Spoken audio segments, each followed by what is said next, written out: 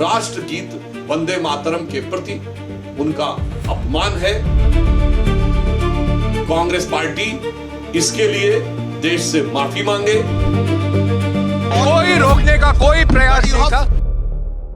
आज पूरा देश उत्साह, उमंग और उल्लास के साथ स्वतंत्रता दिवस मना रहा है। यह भारत का 21st सेंचुरी के सेकेंड क्वार्टर का पहला स्वतंत्रता दिवस है, 21वीं शताब्दी के द्वितीय चतुर्थांश। आज भारत अपनी स्वतंत्रता के 80वें वर्ष में प्रवेश कर रहा है। यह स्वतंत्रता दिवस आज इसलिए और ऐतिहासिक है क्योंकि भारत के स्वातंत्र समर के युगांतकारी गीत, राष्ट्रगीत वंदे मातरम, जिसे 14 और 15 अगस्त 1947 की रात स्वतंत्र भारत की पहली संविधान सभा जब प्रारंभ हुई थी तो इसी वंदे मातरम गीत के साथ प्रारंभ हुई थी। तब तक राष्ट्रगान के रूप में जनगण मन अंगीकार नहीं हुआ था।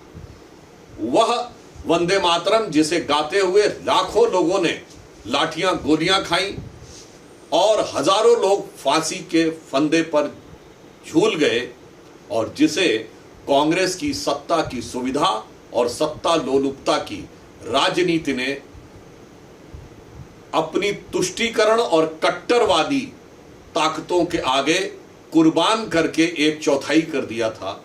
परंतु प्रधानमंत्री श्री नरेंद्र मोदी जी के संकल्प से करोड़ों करोड़ों भारतवासियों की भावनाओं के अनुरूप यह पहला स्वतंत्रता दिवस है जब वंदे मातरम संपूर्ण और सांगोपांग रूप में गाया गया।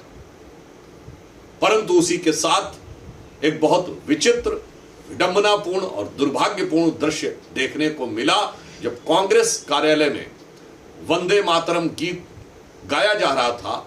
उस समय कांग्रेस की supreme leader Sonia Gandhi ji, super अध्यक्ष राहुल गांधी जी और सिटिंग अध्यक्ष मल्लिकार्जुन खड़गे जी बहुत ही विचित्र और आपत्तिजनक तरीके से असम्मान व्यक्त करते हुए एक दूसरे से बातचीत करते हुए नजर आए, किसी को बुलाते हुए नजर आए, और कोई व्यक्ति आकर उनसे कुछ बता भी रहा था और एक दूसरे को इशारे कर रहे थे।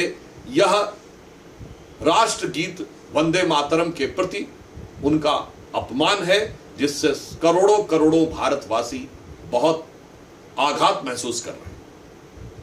और यह दर्शाता है कि कांग्रेस पार्टी अभी भी संभवतः राष्ट्रगीत वंदे मातरम को संपूर्ण रूप से स्वीकार नहीं कर पाई है।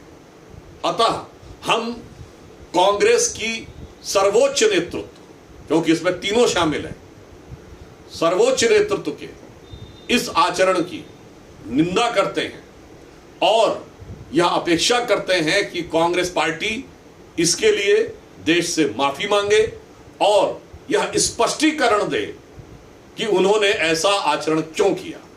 और यदि कांग्रेस ऐसा नहीं करती है तो संविधान के प्रति उनकी सच्ची निष्ठा और स्वतंत्रता संग्राम के प्रति उनकी श्रद्धा और करोड़ों भारतवासियों के मान और सम्मान के प्रति उनके विश्वास पर गहरा प्रश्न चिन्ह खड़ा होता है। देखिए, वंदे मातरम को लेकर अक्टूबर 1937 में कोलकाता में 28 अक्टूबर 1937 को कांग्रेस कार्य समिति की बैठक हुई।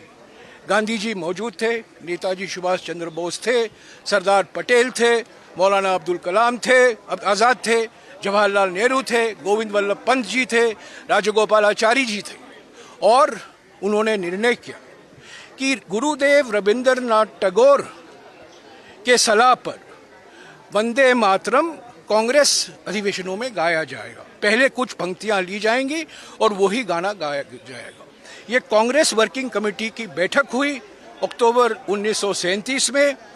रविंद्रनाथ टैगोर ने सलाह दी पंडित जवाहरलाल नेहरू को और नेताजी सुभाष चंद्र बोस जी को कि पहले पंक्तियों का इस्तेमाल कीजिए, और तब से हर एक कांग्रेस अधिवेशन में वही पंक्तियां लोग गा रहे हैं। हमारा सेवा दल गाता है, हमारे कार्यकर्ताएं गाते, इसमें कोई वाद विवाद का पूरा वर्जन गाया गया। हाँ, पूरा वर्जन गाया गया क्योंकि संसद में इस पर चर्चा हुई, संसद में इस पर बहस हुई, 16 घंटे की बहस हुई। हमने अपनी राय रखी। मैंने खुद सारा इतिहास बताया जो प्रधानमंत्री और गृहमंत्री को जानकारी थी नहीं। सारे सांसदों को मैंने अवगत कराया कि किस संदर्भ में वो वंदे मातरम का निर्णय लिया गया है। पर आज कांग्रेस आज यहाँ इंदिरा भवन में पूरा वंदे मातरम गाया गया, इसमें कोई वाद विवाद का सवाल नहीं उठता। कोई रोकने का कोई प्रयास नहीं था, कोई रोकने का प्रयास नहीं था, क्योंकि लंबे समय से कांग्रेस अध्यक्ष खड़े हुए थे। सोनिया जी कह रही थी उनके लिए कुर्सी लाके रख दो।